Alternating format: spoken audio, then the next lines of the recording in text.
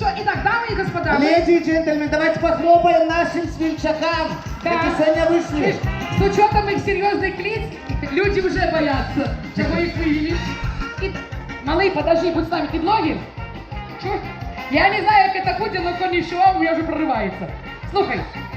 Познакомься. Да, мы сейчас познакомимся. My name Марья. Так подожди, Как он может тебя зовут? на русском. Ладно, да? Понятно. Егор. Давайте поаплодируем. Егор. Аплодисменты! Идем дальше. Как вас зовут? Сергей. Сергей, ваши аплодисменты. Здорово! Сергей. Чуешь, человек-легенда. И он не хотел, но жена выпихивала. Я в шоу-бизнес. Как вас зовут? Павел. Павел, ваши аплодисменты, Павел. Аплодисменты! О! Страшно? Не, бля. Нет?